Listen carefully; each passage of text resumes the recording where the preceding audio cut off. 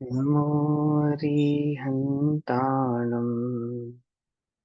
नमो सिद्धाणं नमो आयरीयाणम् नमो वज्झायाणम् नमो लोये सव्यसाहूणम्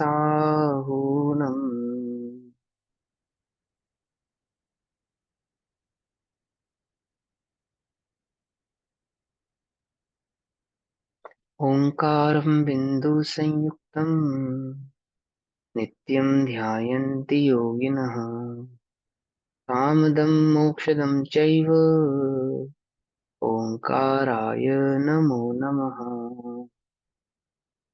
मङ्गलं भगवान् वीरो मङ्गलं गौतमो गणी मङ्गलं कुन्दकुन्दार्द्यो जैनधर्मोऽस्तु मङ्गलम्। सर्वमङ्गलमाङ्गल्यं सर्वकल्याणकारकं प्रधानां सर्वधर्माणां जैनं जयतु साशिणम्। नमः समेसाराय स्वानुभूत्या चकासते चित्स्वभावाय भावाय सर्वभावान्तरच्छिदे।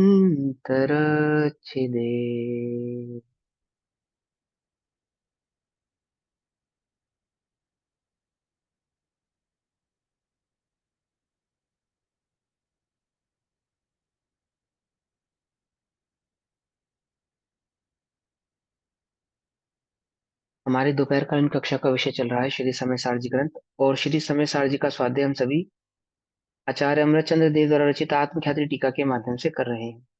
आत्मख्याति टीका में पेज नंबर 298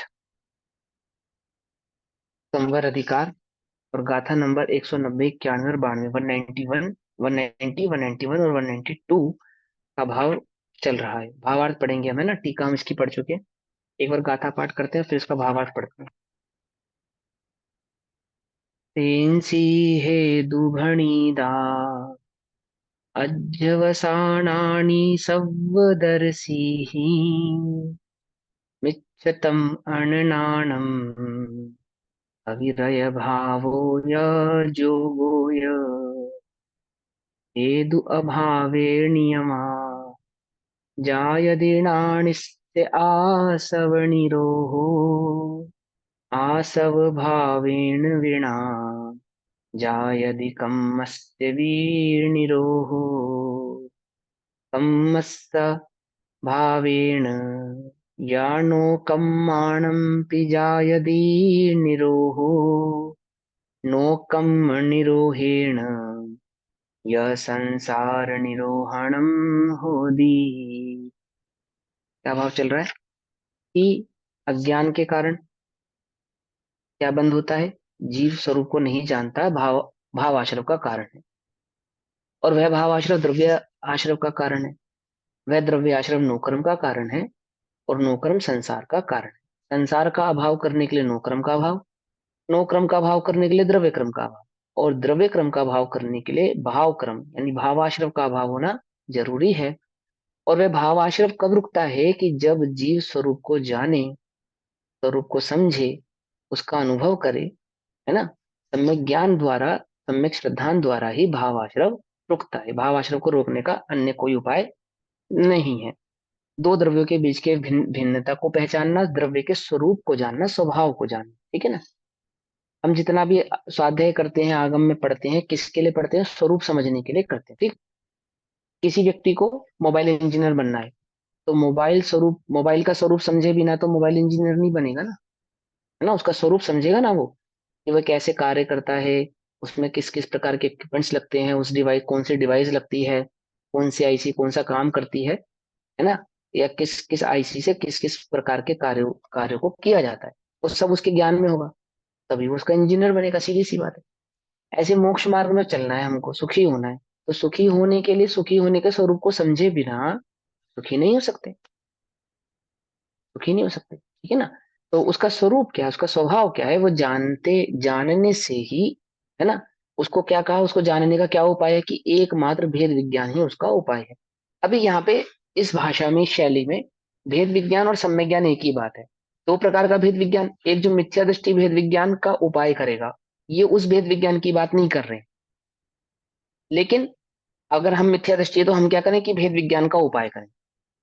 वह भेद विज्ञान कैसा है कि वह भेद विज्ञान साक्षात सम्यक दर्शन स्वरूप है, वह साक्षात निर्बंध है, वह साक्षात संवर है, और क्या कहें वह साक्षात मोक्ष स्वरूप ही है।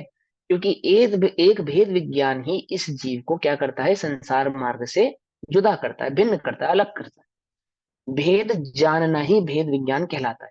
क्या कहा? भेद जानना ही भेद विज्ञान कहलाता है। तुम दो द्रव्यों के बीच के भेद को जानते हो? बोलो, जानते हो कि हाँ हम जानते हैं, जीव जुदा पुद्गल जुदा? ऐसा जानना नहीं, है ना।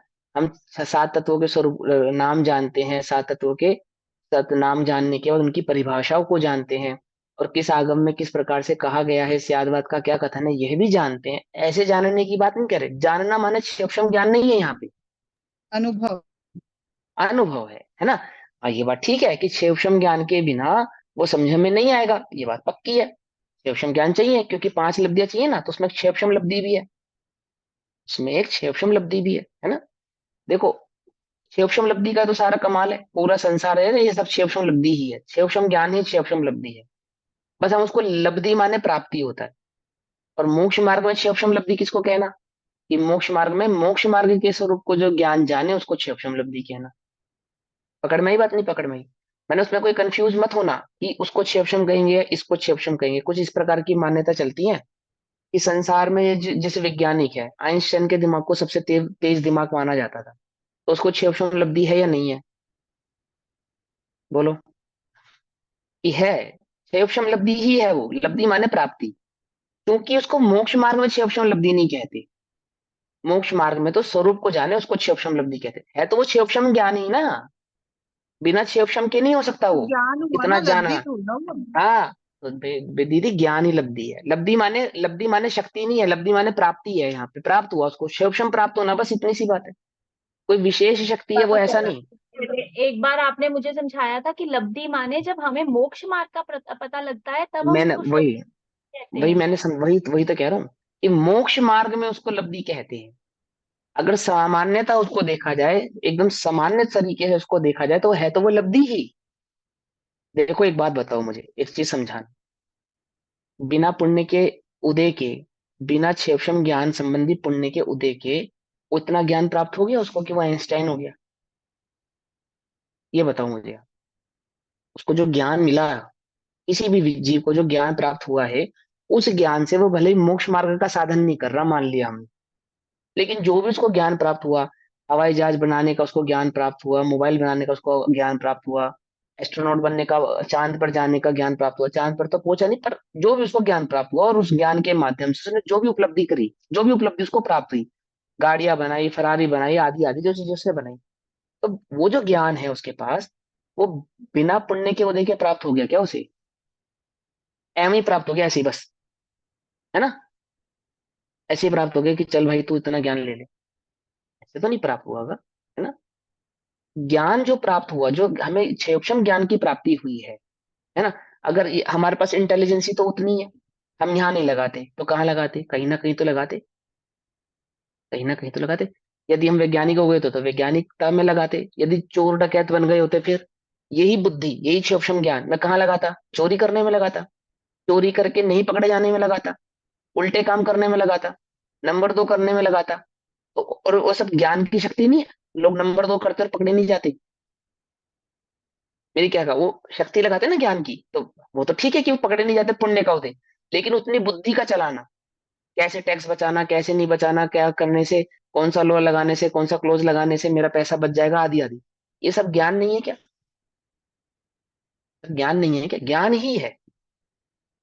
ये ज्ञान ही है कि जो छह मत खड़े हो गए, चार वाक मत खड़ा हो गया, अन्य मत खड़ा हो गया, बौद्ध मत खड़ा हो गया, शैव मत खड़ा हो गया, ये सब कहाँ से खड़े हो गए? बिना ज्ञान के खड़े हो गए, अज्ञानियों ने खड़े कर दिया। अज्ञानी तो उसको मोक्ष मार्ग की अपेक्षा से कहते हैं, सूक्ष्म ज्ञान की अपेक्षा से तो वो सूक्ष्म ज्ञान का ही कमाल है ना।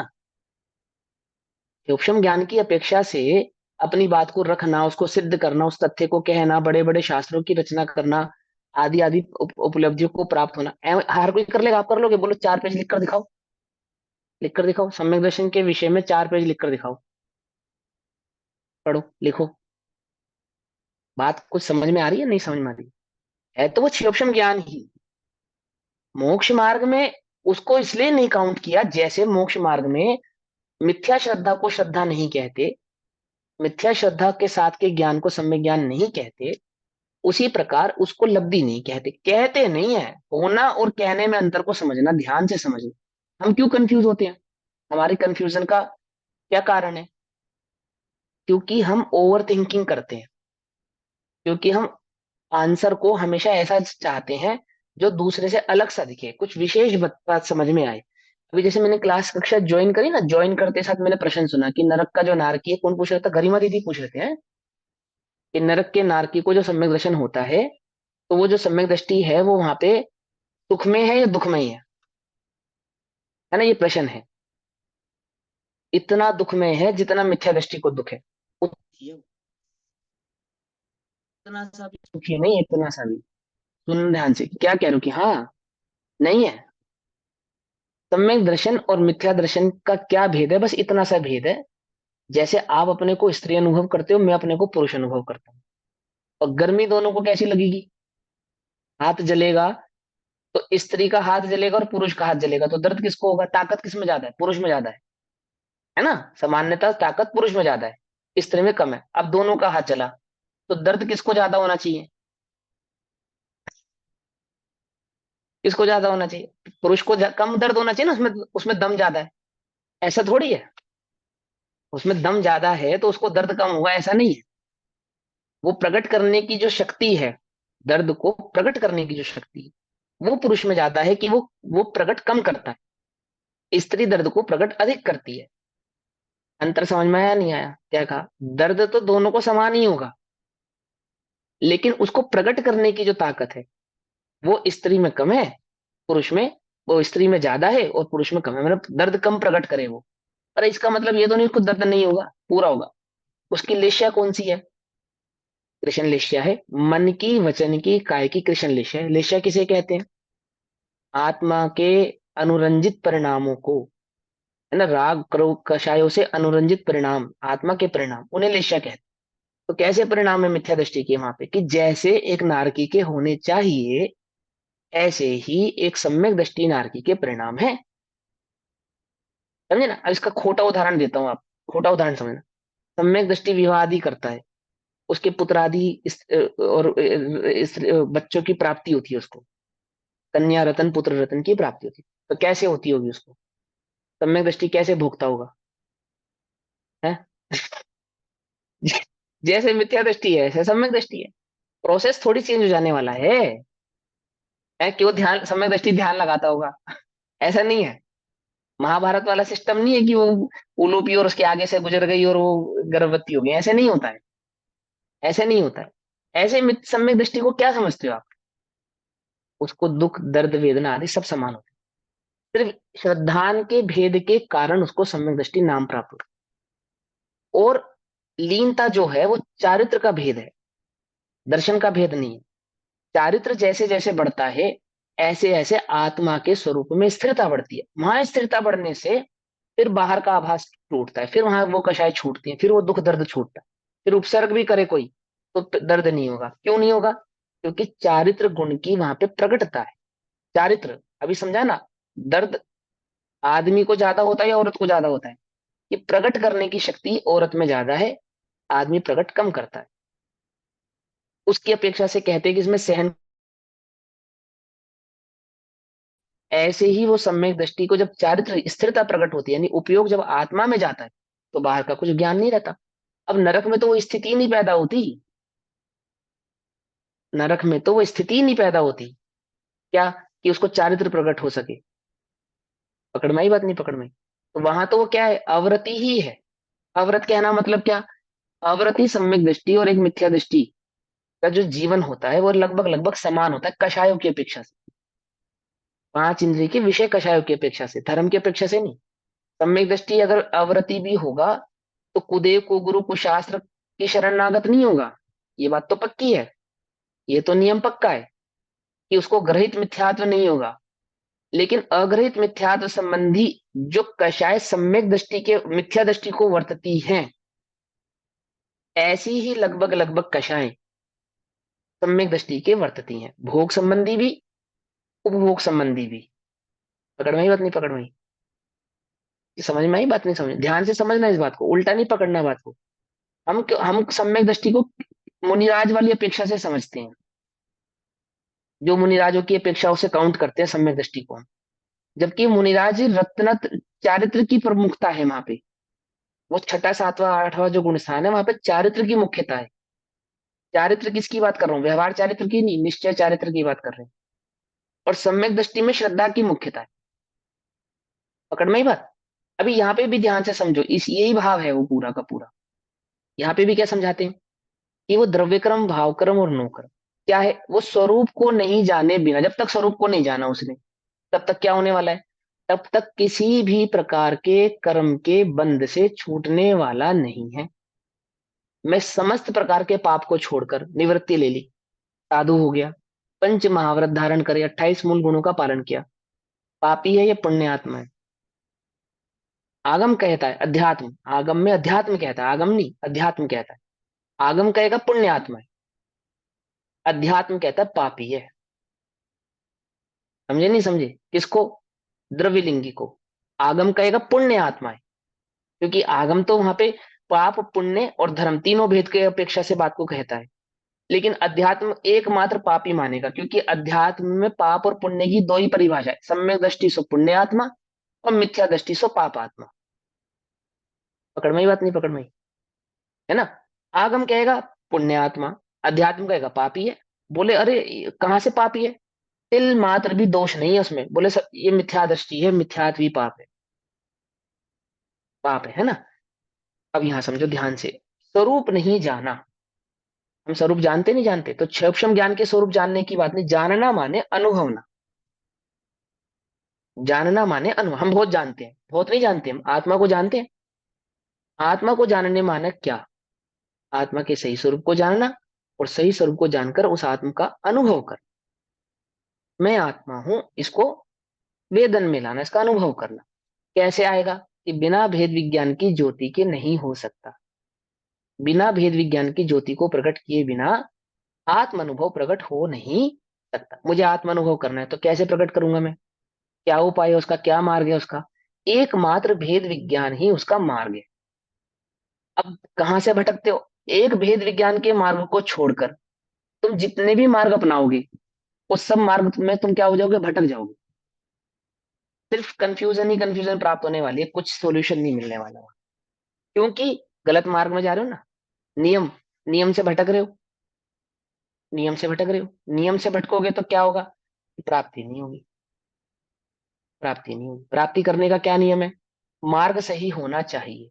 तो इनिशियल मिथ्या दृष्टि को सही मार्ग, अब देखो ये तो आपको सबको पता ना, अनंत काल में अनंत बार क्या सुना, दिव्य ध्वनि भी सुनी, तमोशरण में भी गया, द्रव्यलिंग भी धारण किया, मतलब कोई एक ऐसा उपाय नहीं है जो इसने नहीं किया। ये बात सबको पता है, मानते हो या नहीं मानते, आगम में लिखी है, मैंने अपने घर से तो नहीं कही। तो क्या नहीं किया, क्या नहीं किया, एक भेद विज्ञान के मार्ग को नहीं अपनाया। अच्छा अब कौन सा मार्ग अपना रहे हो हम, अनुभव करने के लिए कौन सा मार्ग अपना रहे हैं, कि सभी मार्ग अपना रहे हैं, एक भेद विज्ञान का ही मार्ग नहीं अपना रहे। अभी भी तो वही गलती कर रहे हैं ना।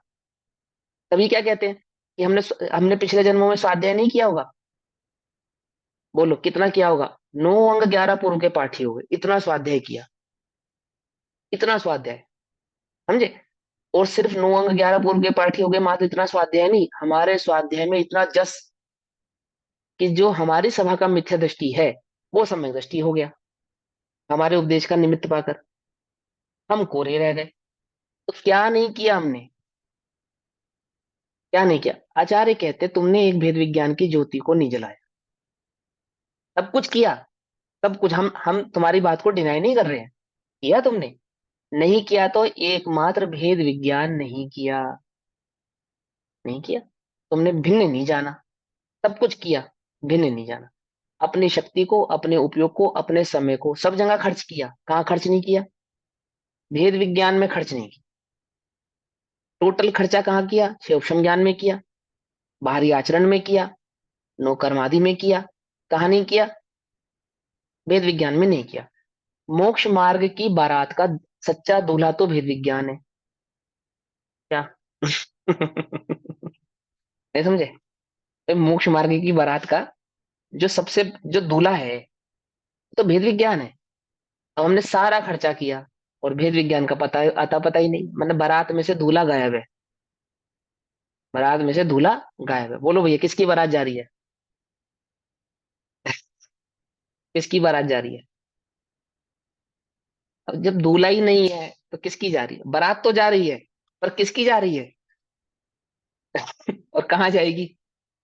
ये भी बताओ, कहाँ जाएगी? तो हमारी बारात तो निकली हुई है। नहीं समझे? अपनी बारात तो निकली हुई है, अनादि से निकली हुई है। तो पहुंचेगी कब? कहाँ पहुंचेगी? जब तक दूल्हे की खबर नहीं होगी, डेस्टिनेशन की भी नहीं खबर होगी। दुल्हन तो पक्की है, मुक्ति वधु।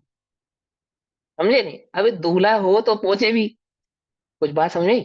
तो वो भेद विज्ञान जब तक प्रकट नहीं करे तो काम नहीं बनेगा। आप कुछ भी कर लो, जितना आपको करना उतना कर लो, सब जगह संतुष्ट हो जाओगे आप। कहाँ कहाँ जहां शक्ति नहीं लगा रहे वहां संतुष्टि भी कहाँ से आएगी? भेद विज्ञान की तरफ तो ध्यान ही नहीं है, विचार ही नहीं है, सोचते ही नहीं है। क्या? कि भेद विज्ञान ही मूल है। अब ये मैं नहीं कह रहा, अभी आचार्य ये यही सब कुछ कहने वाले हैं आपसे। उसी की महिमा करेंगे, उसी एक आत्मा की महिमा करेंगे, उस एक आत्मा के अनुभव में भेद विज्ञान मूल है, इसकी महिमा कहेंगे आपसे। अब ये भावार्थ पढ़ेंगे इसका, ठीक? पेज नंबर 298, भावार्थ।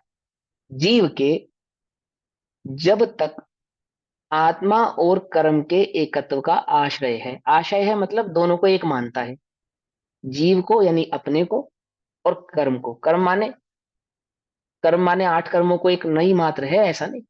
द्रव्य कर्म, भाव कर्म और नो कर्म, यानी जो उत्पन्न शुभाशुभ परिणाम होते हैं वे भी, राग द्वेष मोह आदि के परिणाम होते हैं वे भी, 8 कर्म है वे भी, और शरीर आदि 9 कर्म है वे भी। हम किससे भेद विज्ञान करते हैं? बोलो। देखो हमारा भेद विज्ञान कैसा है। अभी तुम्हारे पाप का उदय आ जाए, शरीर में पाप का उदय आ जाए, तो ये भेद विज्ञान तो करते हो कि मैं देह नहीं हूं। अरे मैं देह नहीं हूं, ये तो 9 कर्म से भेद विज्ञान हुआ। ये तो 9 कर्म से भेद विज्ञान हुआ। और जो ये मेरे द्वारा बांधे गए शुभाशुभ कर्मों का उदय है, और कर्मों से तो मैं भिन्न हूं, ये द्रव्य कर्म का भेद विज्ञान हो गया। चलो भाई आपकी ये भी बात मान ली। भाव कर्म का भेद विज्ञान क्या होना चाहिए? बोलो। कर्मों से भेद विज्ञान कर रहे हो ना, तो द्रव्य 9 कर्म से भेद विज्ञान हो गया कि देह में नहीं है। द्रव्य कर्म से भेद विज्ञान हो गया कि जो कर्म का उदय सब पुद्गल का है, मेरा नहीं है। अब भाव कर्म का भेद विज्ञान समझाओ मुझे, कहाँ है? कि ये जितने भी परिणाम उत्पन्न हो रहे हैं इनका ज्ञाता ही तो हूं। इस एक इससे भेद विज्ञान नहीं करता, परिणामों में उलझा रहता है। कुछ बात समझ में आ रही नहीं? रहना था क्या था? रहना था क्या था?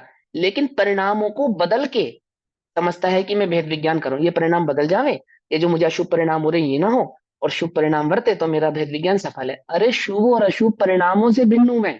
कुछ बात समझ में आ रही नहीं आ रही है? नहीं समझ में आ रही? एक वो जो बार। भाव कर्म है, हाँ। जो भाव कर्म है, वो जो परिणाम है, वो वास्तव में भाव कर्म है ना। देखो, जीव के जब तक आत्मा और कर्म के एकत्व का आशय है, कर्म माने, कर्म का अर्थ करो। अब कर्म का अर्थ 3 अर्थ है कर्म के: द्रव्य कर्म, भाव कर्म और नो कर्म। तो जब मैंने अपने को देह से भिन्न कहा, संसार से भिन्न कहा, देह से भिन्न कहा, तो ये तो नो कर्म की बात हो गई कि मैंने अपने को नो कर्मों से भिन्न देखा। फिर मान के चलो कोई पाप और पुण्य का उदय है, तो हमने उस उदय से भी अपने को भिन्न देखा कि ये उदय आदि जो है ये मेरे नहीं है, ये तो पुद्गल के शरीर में हो रहे हैं। तो चलो तुमने द्रव्य कर्म से भी भिन्न देखा, लेकिन भाव कर्मों से भिन्न देखने का तात्पर्य क्या होगा? भाव कर्म किसे कहते हैं? क्या होते हैं भाव कर्म? जो जानते हैं? मोह और राग द्वेष आदि जो हो रहे हैं वो भाव कर्म है। जितने भी तुम्हें औदैहिक भाव उत्पन्न हो रहे हैं, उनको मेरे हैं मानना ही तो भाव कर्म है। ये जो राग का भाव उत्पन्न हुआ, ये जो द्वेष का भाव उत्पन्न हुआ, जो अच्छा लगना उत्पन्न हुआ, जो बुरा लगना, ऐसी नौबत ही क्यों आई कि मुझे देह से भेद विज्ञान करना पड़ रहा है? ऐसी नौबत ही क्यों आई? कहीं ना कहीं मेरे चित्त में भाव कर्म प्रवर्त रहा है, तभी तो मुझे देह से भेद विज्ञान करना पड़ रहा है। क्या समझे? या नहीं समझे? नहीं समझे? ये भाव कर्म के बिना देह से भेद विज्ञान की, ये देह से भेद विज्ञान थोड़ी करते मुनिराज। जिसको अपना माना ही नहीं, ये बताओ मेरे बसन, पड़ोसी के यहाँ चोरी हो गई तो भेद विज्ञान नहीं करना पड़ता। नहीं करना पड़ता। पड़ोसी है वो तो पड़ोसी है भैया, वो तो पड़ोसी है, वो तो पड़ोसी है। बोलो।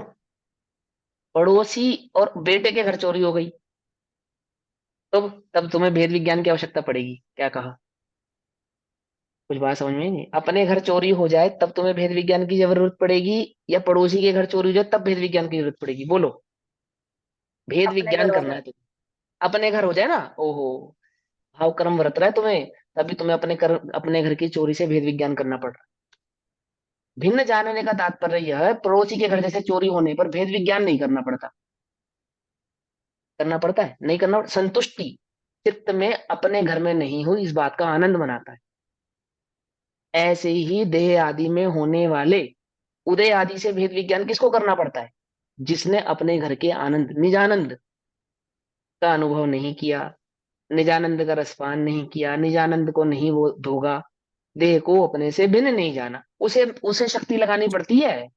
देह में नहीं हूं, देह, अरे जहां देह अपनी नहीं, कहा ना अपना कोई, बात खत्म। अब बोलो मुनिराज देह से भेद विज्ञान करते हैं? देह से भेद विज्ञान करेंगे तो गड़बड़ हो जाएगी। मतलब अपनी आत्मा का तो कुछ भी गया नहीं, घटा नहीं, बढ़ा नहीं। आनंद, अपनी हाँ आनंद हाँ लेते जी, हाँ हैं। जी। हाँ, आनंद हम्म, का नाम महाभेद विज्ञान। हम्म। समझे? वो आत्मानंद का नाम वहां पे भेद विज्ञान कहा। आत्मा का जो आनंद ले रहे हैं, उसका जो वेदन कर रहे हैं, उसे कहते हैं कि ये देह से भेद विज्ञान करते हैं। करते देह से भेद विज्ञान में उपयोग लगाएंगे तो पर में उपयोग गया। वो थोड़ी थोड़ी सी बात सूक्ष्म है, लेकिन बात समझ में आ रही है नहीं आ रही? मैं ये चाहता हूं कि जो तुम शक्ति लगाते हो भेद विज्ञान के नाम पे, कहाँ लगाते हो? ऊपर में ही लग कहाँ रही है। लगानी चाहिए? पर में लग रही है पर टोटल। क्यों नहीं, क्यों होती है ये गलती हमसे? क्योंकि पंडित टोडरमल जी ने क्या कहा? सम्यक सन्मुख मिथ्या दृष्टि का स्वरूप। पढ़ा नहीं पढ़ा? कम से कम 10 बार तो कहा होगा मैंने। पढ़ना। क्या लिखा? शांति से विचारता है, एकांत में बैठता है कि जै ऐसा है या ऐसा है, वस्तु स्वरूप क्या ऐसा ही है, क्या मैं सचमुच इनसे भिन्न हूँ? अहो, इन बातों की तो मुझे खबर ही नहीं थी, पता ही नहीं था। मैं तो अभी तक भूल से ही अपना मान रहा था। ये निर्णय हुआ कि मेरे नहीं है, तो उस संबंधी होने वाले उदय आदि भी मेरे नहीं। अभी आगे आचार्य बताएंगे आपको कि सम्यक दृष्टि की वैराग्य से मैत्री है, राग से मैत्री नहीं है। तुम चारित्र मोहिनी वाले सम्यक दृष्टि को भूल जाओ, भूल जाओ। सम्यक दृष्टि की तो वैराग्य से मैत्री है, राग उत्पन्न नहीं होता। पकड़ में ही बात नहीं? पकड़ में। अभी प्राप्त पर्याय की अपेक्षा से मनुष्य गति में ना हमारा उपयोग, इसकी अपेक्षा से मैं बात समझा रहा हूँ आपको, ध्यान से समझना। अभी थोड़ी देर पहले तो मैंने कहा कि नरक का नारकी तो मिथ्या दृष्टि है, सर चीखता चिल्लाता रोता है। लेकिन अभी तुम्हें श्रद्धान की खबर नहीं है। जिस चीज के बारे में हम जानते नहीं, उसकी अपेक्षा से सोचते भी नहीं। क्या कहा? जिस हमने दुनिया में एक ऐसा रंग भी है जो किसी ने नहीं देखा। क्या? दुनिया में एक ऐसा रंग भी है जो किसी ने नहीं देखा। अब बोलो कौन सा रंग है वो?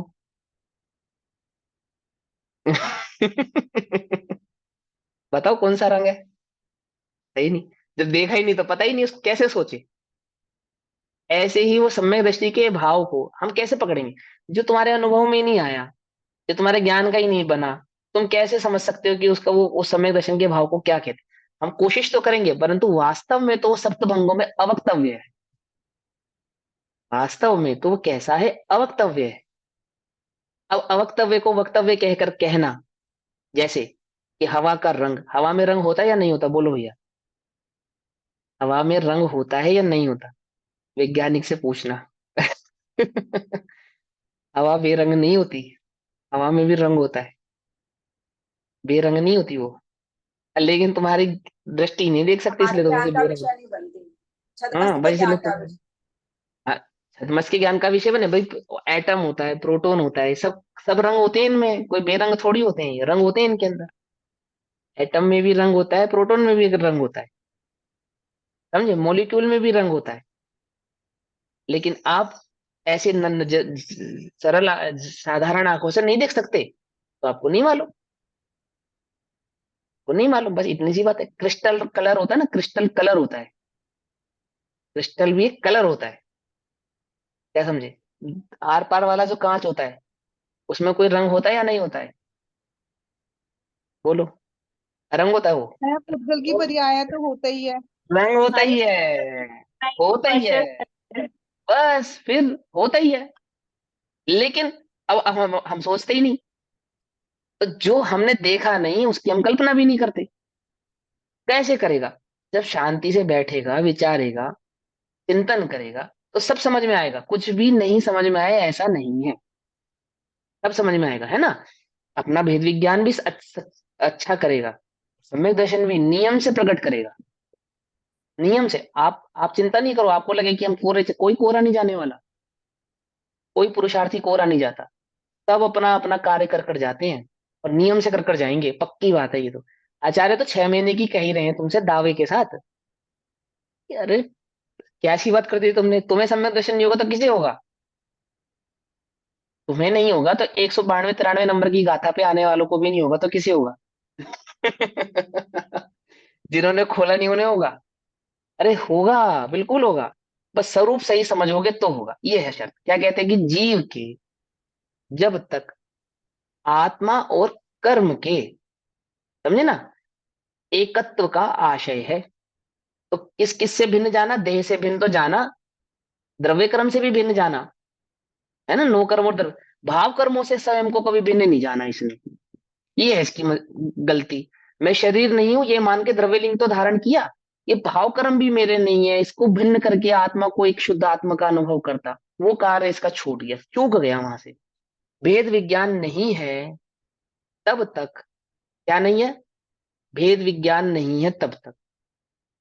भेद विज्ञान वो सबसे जरूरी काम है, ये सबसे इंपॉर्टेंट, और सबसे इंपॉर्टेंट काम हम नहीं करते, छोड़ देते, आलस, प्रमादी हो जाते हैं, प्रमादी, समझे। सबसे जरूरी काम, सबसे मेहनत का काम है, सबसे ज्यादा उपयोग को स्थिर इसमें करना है, और यही काम पे हमें कंटाला आता है, एक भेद विज्ञान के नाम पे।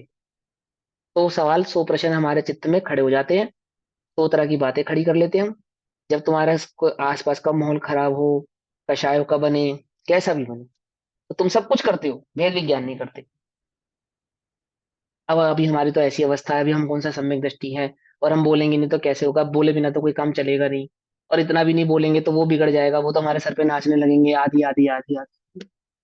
तो जितने भी तुमने एक्सक्यूज दिए, किसके खिलाफ दिए, नो कर्म। भेद विज्ञान के खिलाफ। नो कर्म मात्र थोड़ी, ये टोटल एक्सक्यूज है आपकी, जो कि अगर हम ऐसा विचारेंगे तो ऐसा हो जाएगा, अगर हम शांत रहेंगे तो हमारे सर पे चढ़ जाएगा, यदि हम रिप्लाई नहीं करेंगे तो ऐसा हो जाएगा, और हम नहीं करेंगे तो कौन करेगा, और भैया हम अभी कौन सा साधु हो गए हैं, आदि आदि, ये जितने भी तुम एक्सक्यूज दे रहे हो, तो अपनी मन की शांति को भंग करने की तो दे रहे हो। टोटल के टोटल जितने एक्सक्यूज हैं आपके पास, कि अगर मैंने ऐसा नहीं किया तो ऐसा हो जाएगा, और ऐसा नहीं कहा तो ऐसा हो जाएगा, अब क्या मैं बिल्कुल ध्यान ही ना दूं, अब क्या मैं बिल्कुल सोचूं ही ना, अब क्या मैं बिल्कुल ही छोड़ दूं, अब गृहस्थी में हूं तो इतना तो सोचना ही पड़ेगा, इतना तो करना ही पड़ेगा, इतना तो कहना ही पड़ेगा, और इतना भी नहीं सोचेंगे तो कैसे बन जाएगा। ये जितने भी एक्सक्यूज हैं, ये किसके खिलाफ है, खिलाफ किसके है, ये सारे के सारे भेद विज्ञान के खिलाफ है। टोटल एक्सक्यूज भेद विज्ञान के खिलाफ है। कुछ बात समझ में आ रही है, नहीं आ रही है यार, नहीं आ रही तो बोलो ना। इसके आ खिलाफ रही है, आ जिसकी रही है। सारा दिन चर्चा करते अरे हो, जिसको 3 3 घंटे 4 4 घंटे पढ़ते हो, जिसे तुम प्रकट करना चाहते हो, मौका पढ़ने पे उसी के खिलाफ खड़े हो जाते हो, उसी के खिलाफ। तो बोलो भाई तुम सगे हो उसके, जिसके तुम सगे नहीं हो वो कहाँ से आ जाएगा तुम्हारे पास। जब मौका पड़ता है, जब भेद विज्ञान की साइड लेने की बारी आती है, तो तुम किसकी साइड लेते हो, कषायों की साइड लेते हो या भेद विज्ञान की साइड लेते हो। शायद हाँ वैसे में थे हमारे साथ हूँ। वेद विज्ञान से क्या कहते हो कि मैं तुम्हारे साथ हूँ तो चिंता मत कर, मैं तुम्हारे साथ हूँ। और जब भेद विज्ञान की साइड लेने की बारी आती है तो कषायों की पर साइड ले चूक लेते हो। जाती है, मौके पर चूक जाते हैं। हाँ, तो मौके पे तुम कषायों की साइड लेते हो, भेद विज्ञान की साइड ही नहीं लेते। तब सब कुछ इसकी ब्लैंक हो तरफ जाता हाँ, कोई बिलोंग कर देते हो, और सारा दिन उसको कहते हो मैं तेरी तरफ हूँ, मैं तेरी तरफ हूँ, मैं तेरी तरफ हूँ। वो भी पूछता है ये कैसा मेरी तरफ है भाई तू। ये कैसा मेरी तरफ है कि जब मेरी जरूरत थी तो मेरी तरफ होता, तो तू कषायों की तरफ चला गया। मुझे कुछ नहीं समझ में आई बात, क्यों होता है ऐसा? मैंने निर्णय पक्का नहीं किया ना, इसलिए होता है ऐसा। अभी समझो ध्यान से। भेद विज्ञान नहीं है तब तक मिथ्यात्व अज्ञान अविरति और योग स्वरूप अध्यवसान वर्तते हैं। जब तक भेद विज्ञान नहीं है तब तक मिथ्यात्वादी स्वभाव पर वर्तते हैं। सब खड़े रहेंगे, मिथ्यात्व भी खड़ा रहेगा, अज्ञान भी खड़ा रहेगा, है ना, योग भी खड़े रहेंगे, अविरत भाव भी खड़ा रहेगा, सब रहेंगे। क्योंकि तुम उन्हीं की साइड ले रहे हो, जिसकी साइड लोगे वो मजबूत रहेगा। आत्मा मजबूत तत्व है, हल्का फुल्का नहीं है, बहुत मजबूत है ये। और ये जिसके पाले में चला जाएगा, ये कौन है, बर्बरी के, ये आजकल वो चल रहे हैं फेमस एक नाम, खाटू श्याम, हारे का सहारा। ये आत्मा ही अपने आप में खाटू श्याम है, हारे का सहारा। ये जिसके पक्ष में खड़ा हो जाएगा उसको मजबूत कर देगा। संसार के पक्ष में खड़ा होगा तो संसार मजबूत, कषायों के पक्ष में खड़ा होगा तो कषाय मजबूत, और भेद विज्ञान के पक्ष में खड़ा हो जाए तो भेद विज्ञान मजबूत। जिसके पक्ष में जाके खड़ा हो जाएगा वो प्रबल हो जाएगा। अब तुम देखो तुम्हें किसे प्रबल करना है, क्या समझे?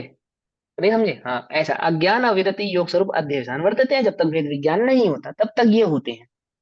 अध्यवसान से, उस अध्यवसान से कहो या मिथ्यात्व से कहो एक ही बात है। इन पांचों को अध्यवसान भी कहते हैं, इन्हीं पांचों को मिथ्यात्व भी कहते हैं। ठीक, कहीं कहीं पे इन पांचों को भैया अलग जो अलग ये भी कहते अध्यवसान और अनध्यवसान में इसमें क्या डिफरेंस होगा? हैं।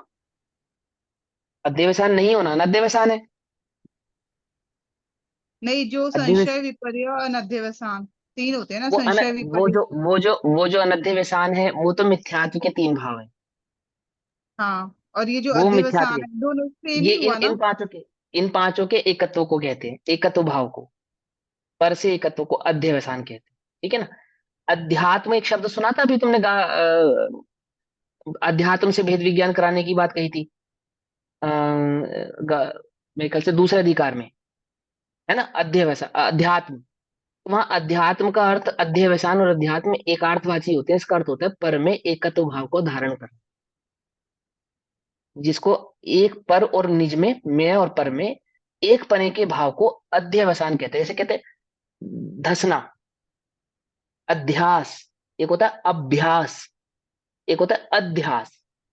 अभ्यास का मतलब क्या होता है? पहले नहीं था, अभ्यास कर करके फिर हो गया। पहले हमें घोड़ा चलाना नहीं आता था, हमने अभ्यास करके घोड़ा चलाना सीख लिया। लेकिन पहले मैं शरीर को अपना नहीं मानता था और बाद में अभ्यास करके मैंने शरीर को अपना माना है, ऐसा नहीं। इसको तो मैंने हमेशा से ही अपना मान रखा था, इसके लिए तो मुझे अभ्यास की भी जरूरत नहीं है। भोग भोगने के लिए अभ्यास की आवश्यकता नहीं, कषाय करने के लिए अभ्यास की आवश्यकता नहीं, शांत रहने के लिए तुम्हें अभ्यास करना पड़ सकता है, क्रोध करने के लिए कोई अभ्यास की आवश्यकता नहीं है। अभ्यास की आवश्यकता नहीं है ना। लड़ना हो अभी तो अभ्यास करोगे पहले, नहीं ना। इसे कहते हैं अध्यास। इसी अध्यास का नाम है अध्यवसान। ठीक, पकड़ में ही बात। एक पन्ना क्लियर हो मैंने, गया। जरूरत ही नहीं है एकदम, ये एक में एक हुए पड़े हैं उसके साथ हम। तो जब तक मिथ्यात्व अज्ञान अविरत और शुक्र अध्यवसान वर्तते हैं, अध्यवसान से, इस अध्यवसान से राग द्वेष मोह रूप आश्रव भाव होता है। राग द्वेष मोह रूप आश्रव भाव होता है, दैट मीन्स भाव आश्रव होता है, भाव कर्म होता है। आश्रव भाव का मतलब भाव कर्म, और आश्रव भाव से कर्म बंधता है। कौन सा कर्म बंधता है? द्रव्य कर्म। ठीक, और कर्म से शरीर आदि नौ कर्म उत्पन्न होते हैं, और नौ कर्मों का नाम ही संसार है। इस नौ कर्म से ही संसार खड़ा होता है। परंतु जब उसे आत्मा और कर्म का भेद विज्ञान होता है, अब यहाँ अभ्यास करना है उस अध्यास से भेद होने का, कि मैं और शरीर एक नहीं है, मैं और ये परिणाम द्रव्य कर्म भाव कर्म और नो कर्म, ये हम एक नहीं है। ये तीनों मुझसे जुदा है, जीव जुदा, खुदगल जुदा, मैं भिन्न हूं, ये भिन्न है। ये जो भेद विज्ञान उत्पन्न होता है तब, तब भेद विज्ञान उत्पन्न होता है तब, अभी उत्पन्न नहीं हुआ। भेद विज्ञान को उत्पन्न करने का अभ्यास अलग बात है, और भेद विज्ञान उत्पन्न होना एक अलग बात है। तो जब भेद विज्ञान उत्पन्न होता है दैट मीन्स आत्मा का जब अनुभव होता है, वेदन होता है। जब हम भिन्न करेंगे तो भिन्न दिखेंगे भी ना, भिन्न करेंगे तो भिन्न दिखेंगे भी ना। तो हमने भिन्न किए तो भिन्न अनुभव करेंगे। अपने को निज, निज को निज पर को पर जान, वहां दुख का नहीं लेश निदान। ठीक, तो वो दोनों को भिन्न जानता है। तो क्या कहते हैं, कर्म से शरीर आदि से नौकर्म आदि उत्पन्न होता है और नौकर्म ही संसार है। परंतु जब उसे उसे माने इस जीव जी। को जो पुरुषार्थी करेगा, वो जो पुरुषार्थ करेगा उस जीव को, है ना, वो जीव, तो वो मैं भी हो सकता हूं। मैं जब पुरुषार्थ करूंगा तो क्या होगा, आत्मा और कर्म का भेद विज्ञान होता है, और जब भेद विज्ञान होता है तब शुद्ध आत्मा की उपलब्धि होने से, उपलब्धि होने से दैट मीन्स अनुभव होने से, शुद्ध आत्मा का अनुभव होने से, वेदन होने से, मैं शुद्धात्म स्वरूप हूं ये बात जानने से, ठीक है ना, मिथ्यात्व आदि अध्यवसानों का अभाव होता है। अर्थात मिथ्यात्व, अज्ञान, अवृत्ति और योग स्वरूप जो अध्यवसान है, इनका अभाव हो जाता है। अभाव हो जाता है दैट मीन्स इनसे, इनमें भेद खड़ा हो जाता है। अब मालूम चल जाता है ये मेरे नहीं है, ये मेरे नहीं, पकड़ में बात, अभाव हो गया, मेरे नहीं। और अध्यवसान के अभाव से राग द्वेष मोह रूप आश्रव भाव का अभाव होता है। अर्थात जो भाव आश्रव था या जो भाव कर्म थे वे रुक जाते हैं। जब भेद विज्ञान खड़ा होता है तो भावाश्रव नहीं होता, भावाश्रव नहीं होता तो द्रव्याश्रव नहीं होता, और द्रव्याश्रव नहीं होता तो नौ कर्म आदि का भी उदय प्राप्ति नहीं होती। तो क्या कहते हैं, आश्रव अभाव होता है, आश्रव के अभाव से कर्म नहीं बनता, कर्म के अभाव से शरीर आदि नौ कर्म आदि उत्पन्न नहीं होते, और नौ कर्मों के अभाव से संसार का ही अभाव होता है। इस प्रकार संवर का अनुक्रम जानना चाहिए। इस प्रकार संवर यानी मोक्ष, संवर यानी मुक्ति, संवर माने एक ही है, संवर कहो मोक्ष कहो एक ही है ना, कर्मों से मुक्ति का, कर्मों के रोकने का, मोक्ष प्राप्ति का, आत्मा का मोक्ष मार्ग का एक ही उपाय, क्या अनुक्रम है कि संवर का यह अनुक्रम जानना चाहिए। इस अनुक्रम से संवर प्रकट होता है। संवर होने के क्रम में संवर का पहला ही कारण भेद विज्ञान कहा है। पहला कारण क्या है, पहला कारण, पहला स्टेप, फर्स्ट स्टेप क्या है, वेद विज्ञान। भेद विज्ञान, भेद, पहला कारण, पकड़ में बात। जब बच्चा चलना सीखता है तो सर के बल चलता है, पहले पहले सर के बल नहीं चलता, पहले हाथ और पैरों के दोनों के बल चलता है ना। जब हाथ पैरों में के बल चलने में सक्षम हो जाता है तो सर के बल भी खड़ा होने में सक्षम हो जाता है। कुछ बात समझे ना, योग वाले खड़े हो जाते हैं ना सर के बल फिर कोई दिक्कत नहीं, खड़ा हो सकता है फिर सर के बल भी वो। लेकिन अनुक्रम क्या है, अनुक्रम ये बेबी स्टेप, जो फर्स्ट स्टेप है आपका, वो क्या है कि भेद विज्ञान ही इसका पहला कदम है। पहला कदम छोड़ के बाकी सब कदम रखने के लिए तैयार है हम, कोई कदम रखा ही नहीं जाएगा। पहला कदम रखे बिना तो कोई कदम नहीं रखा जा सकता। तो पहला कदम क्या है, सब भेद विज्ञान का है। अब उसकी भावना के उपदेश का काव्य कहते हैं। आचार्य अमृतचंद्र देव अब एक कविता कहेंगे। काव्य कहते हैं मैंने कविता कहते हैं, कविता कहते हैं दैट मीन्स उसमें रस आ रहा है, मजा आ रहा है, उस बात को वो गा कर कहेंगे, मजा लेकर आनंदित होकर कहेंगे कि वो हो भेद विज्ञान तो बड़ी गजब की चीज है भैया, तुम भेद विज्ञान के बारे में नहीं जानते। आचार्य अमृतचंद्र देव तुम्हें रस लेकर कहेंगे कलश नंबर 129 में कि सुनो भेद विज्ञान कितना गजब है, कि क्या है विज्ञान, पद्धति संवर ऐश साक्षात शुद्धा तत्व किलो सभेद विज्ञान एव तस्मात् तद्भेद विज्ञानमतीव भाव्यम। पकड़ में बात, क्या कहते हैं, एष साक्षात संवर, इतना इजी है बिल्कुल, एष यही साक्षात संवर है, यह साक्षात, यह साक्षात सर्व प्रकार से संवर, ऐश साक्षात संवर, सर्व प्रकार से संवर, किल वास्तव में शुद्ध आत्म तत्व से उपलम्भात, शुद्ध आत्मा की उपलब्धि से सम्मदते होता है। क्या कहा, संवर कैसे होता है, शुद्ध आत्मा की उपलब्धि से होता है। ये जो साक्षात संवर है ये कहाँ से उत्पन्न होता है, एक शुद्ध आत्मा की उपलब्धि से, यानी कि शुद्ध आत्मा के वेदन से, शुद्ध आत्म स्वरूप के अनुभव से। मैं शुद्ध हूं, अहम एक कहूं, अहम एक कहूं, खलु शुद्धो, खलु शुद्धो निर्ममौ नान दंसन समग्गौ। उस बात में याद है या भूल गए, अहम एक कहूं, मैं एक हूं, निश्चय से शुद्ध हूं, खलु शुद्धो, ये शुद्धात्म उपलब्ध होता है, प्राप्ति होती है, अनुभव होता है। सह वह शुद्धात्मा की उपलब्धि, तुम्हें आत्मा की उपलब्धि करनी है, करनी है, अनुभव करना है, पक्का है ना, आत्मवेदन करना है। तो सुनो क्या कह रहे हैं, वह शुद्ध आत्मा की उपलब्धि भेद विज्ञानतः एवं, भेद विज्ञान से ही होती है। क्या कैसे होती है? वह आत्मा का अनुभव, वह आत्मा की प्राप्ति, उसकी उपलब्धि कैसे होती है? एक भेद विज्ञान से ही होती है? तस्मात इसलिए, तत्भेद विज्ञानम, वह भेद विज्ञान अतीव अत्यंत अत्यंत very very very very important, क्या जरूरी, क्या है, भाव्यम, भाने योग्य है, आने योग्य है, करने योग्य है। क्या वह भेद विज्ञान किसके लिए? उस एक आत्मा की उपलब्धि के लिए। क्यों? क्योंकि वह एक आत्मा की उपलब्धि प्राप्ति ही क्या है, संवर है। संवर है, संवर अर्थात संसार से मुक्ति है, मोक्ष मार्ग। पकड़ में बात, क्रम अनुक्रम, है ना, वो भेद विज्ञान। कहाँ लगानी है पूरी ताकत? भेद विज्ञान में लगा। भेद विज्ञान। हाँ, भेद विज्ञान में लगानी है, सात तत्वों का स्वरूप क्या है वह समझने में लगानी है।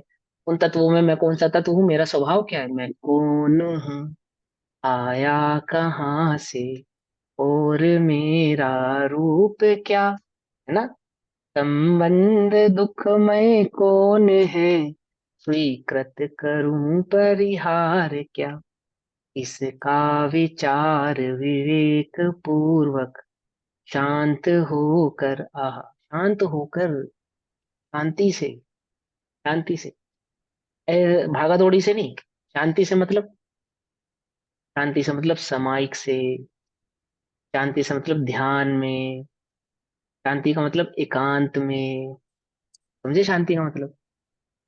शांति समझते हो? जब जब सारे विकल्पों को छोड़कर शांत होकर, वो गैस पे दूध रखा है, वो बच्चे रो रहे हैं, अभी कमाना है, धमाना है, शांति से भैया, शांति से, शांति से, इसका विचार विवेक पूर्वक शांत होकर के, मैं शरीर हूं, ये अशांति है, ये अशांति है। मैं अमीर हूं, मैं गरीब हूं, मैं बुढ़ा हूं, अभी मेरा अच्छे ऑप्शन ज्ञान तो बहुत कम है, अशांति है ये, अशांति। शांत होकर, शांत होकर, समझे समझे? तुम्हारा कोई सामान खो जाए, कीमती सामान, और तुम रोते बिलखते पुलिस वाले के पास पहुंचे, पुलिस स्टेशन, तो क्या कहता है कि भैया रोते बिलखते रहो, जब तक तुम शांत होकर नहीं कहोगे तब तक मैं कुछ नहीं सुनूंगा। समझे? अब दुख तो है तुम्हारे साथ, ठीक है, तुम्हारी कोई प्रिय वस्तु खो भी गई, ये भी हमने माना, परंतु बात तो हमें तभी समझ में आएगी जब तुम शांति से हमसे कहोगे। है जगत में किसी को तुम अशांति से कोई बात को से समझ में आ जाए? है? नहीं ना। तुम्हें तुम्हारी बात, तुम्हारा आत्मा कैसे समझ में आएगा? शांत होकर, थोड़ा शांति तो रखो, है ना। ये उठा उठा पटक के साथ वेद विज्ञान ऐसे नहीं, थोड़ा शांति से, शांत होकर कीजिए। क्या शांत होकर विचार करना है? कि मैं कौन हूँ, मैं कहाँ से आया हूँ, मेरा स्वरूप क्या है, मेरा स्वभाव क्या है, कहाँ जाऊंगा, इन परिणामों का फल क्या होगा। समझ में आई बात? नहीं समझ में आई? है ना। हाँ, शांत होकर के सर्व संवर होता है, इसलिए भेद विज्ञान को अत्यंत, अच्छा सॉरी, भाव्यम भाने योग्य है। भावार्थ, जब जीव को भेद विज्ञान होता है, भेद विज्ञान की प्राप्ति होती है, भेद विज्ञान प्रकट होता है, तब जीवात्मा और कर्म को, जीवात्मा माने उसका नाम है, वो जीवात्मा एक ही शब्द है, जीवात्मा, जीवात्मा और कर्म को यथार्थतया भिन्न जानता है, एक्चुअल में भिन्न जानता है। यथार्थतया भिन्न जानता मतलब अब वास्तव में उसने भिन्न जाना। इससे पहले जो भिन्न भिन्न कर रहा था ना, वो तो सब नकली था।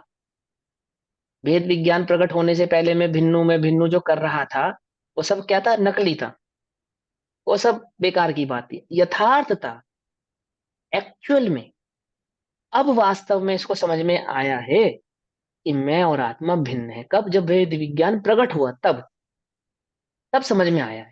उससे पहले मैं तो आत्मा हूँ, हा, ये सब नकली नकली नहीं। ऐसा नकली नकली नहीं, समझे नहीं समझे? हमारे जैसा वो करेला आ जाए खाने में तो उछल पड़े। क्या समझे? ऐसा नकली नकली वाला नहीं है भैया। ठीक कैसा? जब जीव को भेद विज्ञान होता है, अर्थात जीव आत्मा और कर्म को यथार्थतया भिन्न जानता है, एक्चुअल में भिन्न जानता है ना, तब वह शुद्ध आत्मा का अनुभव करता है, तब जाके वो शुद्ध आत्मा का वेदन होता है। वास्तव में तो भिन्न जानना और शुद्ध आत्मा का वेदन होना एक ही समय पे होती, लेकिन जब कहेंगे तो कहने में भेद पूर्वक आएगा कि उसको भिन्न जानता है और शुद्ध आत्मा का वेदन करता है, ऐसा। पकड़ में बात? तो होते एक ही समय पे है, लेकिन वो भिन्न जानता है, वही वेदन का काल है। जो वेदन का काल है वही भिन्न जानने का काल है। तो उनको भिन्न जानने का उपाय करता है, भेद विज्ञान का उपाय करता है। और वह भेद विज्ञान जब प्रकट होता है तो वह अकेला नहीं आता, शुद्ध आत्मा के अनुभव पूर्वक आता है, शुद्ध आत्मा का अनुभव साथ लेकर आता है। तो शुद्ध आत्मा का अनुभव करता है, और शुद्ध आत्मा के अनुभव से आश्रव भाव रुकता है। आश्रव भाव रुकता है, दैट मीन्स भाव आश्रव रुकता है, जिसको मिथ्यात्वादी कहते हैं, जिसको भाव कर्म कहते हैं। द्रव्य कर्म नहीं रुकता, ध्यान रखना। क्या रुकता है? भाव कर्म। क्यों? क्योंकि भाव कर्म रुकने का नाम ही द्रव्य कर्म का रुकना है, और द्रव्य कर्म के रुकने का नाम ही नो कर्म का रुकना है। कुछ बात समझ में रही मेरी? तो मैं कौन से कर्मों का आश्रव जो है निर्जरा करनी है अथवा संवर करना है? द्रव्य कर्मों का संवर करना है। पर मैं कुछ नहीं करता जी, एक द्रव्य दूसरे द्रव्य का करता नहीं है। जब बांधा ही नहीं तो संवर किसका? द्रव्य कर्मों ने तो मुझे कभी बांधा ही नहीं था, उनका तो संवर भी नहीं करना। संवर तो वास्तव में भाव कर्म का होता है, क्योंकि भाव कर्मों से ही द्रव्य कर्म का, कुछ बात समझ में ही नहीं आएगी, आश्रव होता है। तो भाव आश्रव यानी आश्रव भाव, भाव आश्रव यानी कि भाव कर्म रुकता है, और अनुक्रम से, फिर अनुक्रम से सर्व प्रकार से संवर होता है। फिर अनुक्रम से सभी प्रकार से क्या होता है? संवर होता है।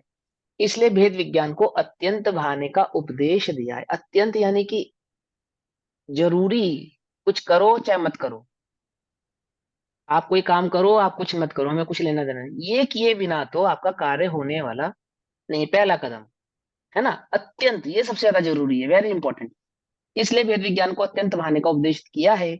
अब काव्य द्वारा यह बतलाते हैं कि भेद विज्ञान कहाँ तक भाना चाहिए, और ये भेद विज्ञान कब तक भाते रहे हम, कब तक करते रहे? आपने ये तो कह दिया कि भेद तब विज्ञान करो, कब तक करें? कि ये भी सुनो, तब तक इसको हमें भी गाकर दर्शन। कहा।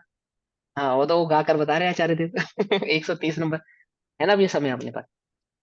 भावयेद भेद विज्ञान मिदमच्छिन्न धारया, तावद्धावत् परच्युत्वा ज्ञानं ज्ञानै प्रतिष्ठते। आह, ज्ञानं ज्ञानै प्रतिष्ठते। कब तक भाव? कब तक भाव? कि ज्ञानम ज्ञानी प्रतिष्ठते, तब तक भाव। क्या है ना भैया? ज्ञान ज्ञान में भोजन, स्थित नहीं हो जाता। हाँ, कब तक भोजन, भोजन कब तक करना चाहिए? भाई जब तक भूख शांत ना हो तब तक भोजन करो। कितना पानी पीऊं? ए- कितना पानी, प्यास तुम्हारी बुझ जाए उतना पियो। ऐसे समझ में आया? प्यास तुम्हारी बुझ जाए उतना पियो, भूख तुम्हारी शांत हो जाए उतना करो। समझे? तो भंडारा है, कितना खाऊं, एक ही मिलेगा ऐसा नहीं है सिस्टम। तुम्हारा जितना भूख हो उतना खाओ, जितनी प्यास हो उतना पियो। बोले भेद विज्ञान कब तक करें? कि ज्ञान हम ज्ञान ही प्रतिष्ठित है, जब तक ज्ञान ज्ञान में प्रतिष्ठित नहीं हो जाता भेद विज्ञान करो। है इदम भेद विज्ञानम, यह भेद विज्ञान, इदम इदम यह भेद विज्ञान अछिन्न धाराया, अछिन्न धारा से, ओहो, ये भी सुन लो, कैसे बोल रहे हैं वो? अछिन्न धारा से। आज किया कल नहीं किया, सुबह किया शाम को नहीं किया, ऐसा नहीं। अभी किया फिर नहीं किया, ऐसा नहीं। एम ना चाले। क्या कहा है गुरुदेव? कहते हैं एम ना चाले भैया, एम ना चाले, पोपो भाई को राज नथी, एम ना चाले। तो कैसे अछिन्न, अविच्छिन्न धारा है, जैसे जिनवाणी को कहा, ऐसे अछिन्न धारा बिना रुकी, गंगा की गंगोत्री से निकली धारा जैसी रुकती नहीं है वो कभी। अछिन्न, अछिन्न धारा से जिसमें विच्छेद ना पड़े, ऐसे अखंड प्रवाह रूप, कोई विच्छेद ना पड़े, मिथ्यात्व का विच्छेद ना पड़े, कर्म आदि का, भोग आदि का विच्छेद ना पड़े, इधर उधर उपयोग जावे ऐसा विच्छेद ना पड़े। अब थोड़ी देर भेद, अब भेद विज्ञान करते 2-4 घंटे बीत गए, अब थोड़ी सी कषाय कर लेते हैं, ऐसा नहीं। ऐसा नहीं।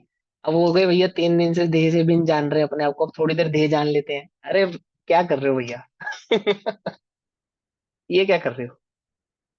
ये सब नहीं, ये बच्चों वाला खेल नहीं है यहाँ पे, है गुड्डे गुड़िया के अभ्यास थोड़ी कर रहे हैं। अछिन्न धारा से जिसमें विच्छेद न पड़े, ऐसे अखंड प्रवाह रूप से, तावत, तावत, तब तक, कब तक?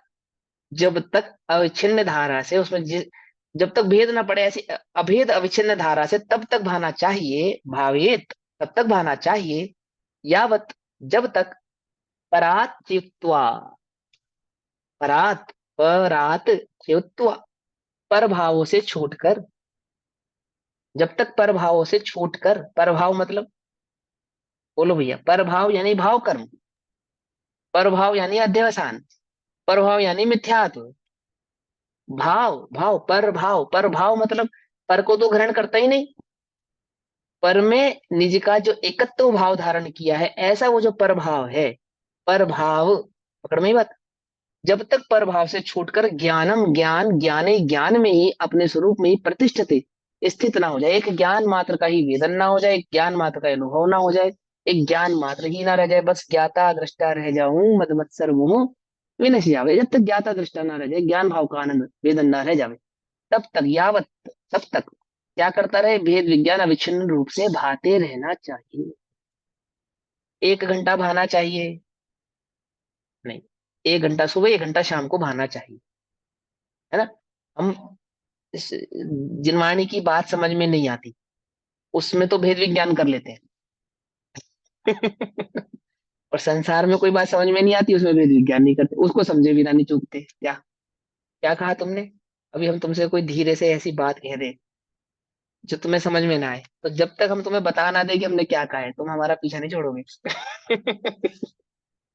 अविच्छिन्न रूप से हमारे क्या रहोगे, पीछे पड़े रहोगे, क्या कहा था, क्या कहा था, क्या कहा था, क्या कहा था। हो सकता है किसी और ने सुना हो तो उसको फोन करके पूछेंगे क्या कहा था, तुमने सुना भैया ने क्या कहा था। अविच्छिन्न रूप से, नहीं समझे, अविच्छिन्न रूप से। वो जब तक परभाव नहीं छूटता तब तक अविच्छिन्न रूप से भेद विज्ञान भाना चाहिए। यह ज्ञान का ज्ञान में स्थिर होना दो प्रकार से जानना चाहिए, ज्ञान का ज्ञान में स्थिर होना दो प्रकार से जानना चाहिए। एक श्रद्धान की अपेक्षा से कहेंगे, एक चारित्र की अपेक्षा से कहेंगे, समझिए। एक तो मिथ्यात्व का अभाव होकर सम्यक ज्ञान हो और फिर मिथ्यात्व ना आए, तब ज्ञान में स्थिर हुआ कहलाता है, यानी कि वह औपशमिक औपशमिक सम्यक दर्शन या प्रथमोपशम सम्यक दर्शन की अपेक्षा। ठीक है ना। क्या का मिथ्यात्व का अभाव होकर सम्यक ज्ञान और फिर मिथ्यात्व ना, यानी छाई हो गया, छाई की अपेक्षा से। तो यहाँ ज्ञान का ज्ञान में स्थिर होना दो प्रकार से जानना चाहिए, एक तो मिथ्यात्व का अभाव होकर सम्यक ज्ञान हो और फिर मिथ्यात्व ना आए, तो छाई भाव हो गया, तब ज्ञान में स्थिर हुआ कहलाता है। दूसरा, जब ज्ञान शुद्धोपयोग स्वरूप से स्थिर हो जाए, यानी चारित्र, चारित्र है ना, एक शुद्धान की अपेक्षा से, एक चारित्र की अपेक्षा से। तो एक तो सम्यक दर्शन प्रकट हुआ उसकी अपेक्षा से कह रहे हैं, और एक चारित्र में स्थिर यानी कि स्वरूप में स्थिर हो गया, छठा सातवां आठवां नौवां 10वां 11वां 12वां 13वां गुणस्थान, उसकी अपेक्षा से। ये योगी जी को बोलो चिमटा बजाना बंद करे और ध्यान से सुने।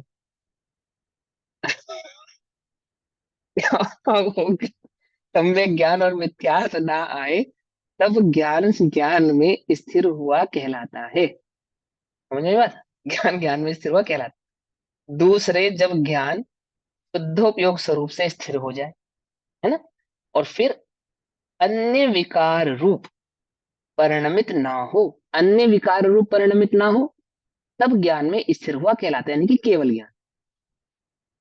जब तक ज्ञान दोनों प्रकार से ज्ञान में स्थिर ना हो तब तक यह भेद विज्ञान को भाते रहना चाहिए। एक, जब तक सम्यक दर्शन प्रकट ना हो तब तक भाते रहो, सम्यक दर्शन हो गया हो तो जब तक केवल ज्ञान प्रकट ना हो तब तक भाते रहो। पकड़ में ही बात, भैया ये दो इसमें बात। उपशम उपशम सम्यक दर्शन को कहाँ डालेंगे?